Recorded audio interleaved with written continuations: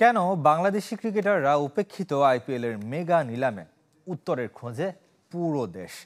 কেউ দেখছেন প্রতিবেশী ভারতের সাথে সাম্প্রতিক দূরত্ব, কারো চোখে ক্রিকেটারদের মান এবং সুযোগ পেয়েও অতীতে প্রমাণ করতে না পারা। তার সঙ্গে আছে দেশের আন্তর্জাতিক ব্যস্ততায় পুরো টুর্নামেন্ট জুড়ে বিসিবির অনুমতি না দেয়া। শেষ কবে বাংলাদেশিদের ছাড়া হয়েছে আইপিএল? খুঁজতে গেলে ফিরতে হবে 14 বছর পেছনে।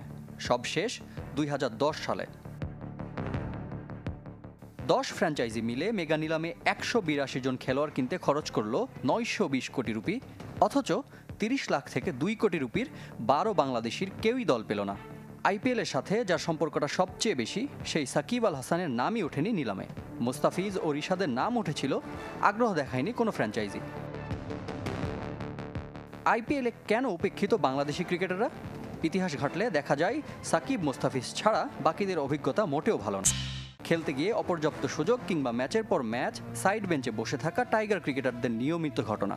মোহাম্মদ আশরাফুল, মাশরাফি, আব্দুর রাজ্জাক, তামিম ইকবাল কিংবা গত আসরে লিটন দাস, সবার গল্প এক। আবার যখন সুযোগ পেয়েছেন তখন নামের প্রতি সুবিচার করতে পারেননি।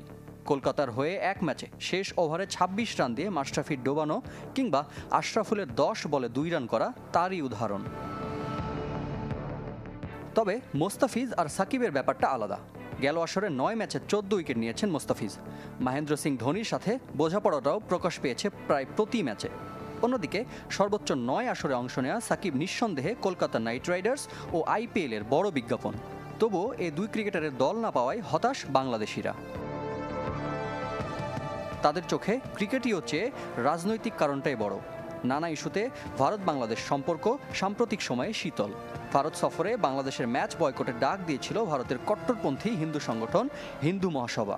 তাই বাংলাদেশি ক্রিকেটার নিলে ফ্র্যাঞ্চাইজির ওপর নেতিবাচক প্রভাবের ঝুঁকিও ছিল।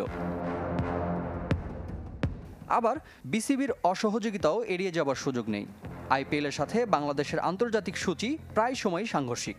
পুরো মৌসুমের জন্য অনাপত্তিপত্র দিতে চায় না বোর্ড। তাসকিন আহমেদ 2 বার দল পেয়েও বিসিবির বাধার কারণে আইপিএল খেলতে পারেননি। আর এবার তো দলই পেলেন না কেউ। ফ্র্যাঞ্চাইজি ক্রিকেটের শীর্ষ টুর্নামেন্ট থেকে ছেদ পড়ল বাংলাদেশের।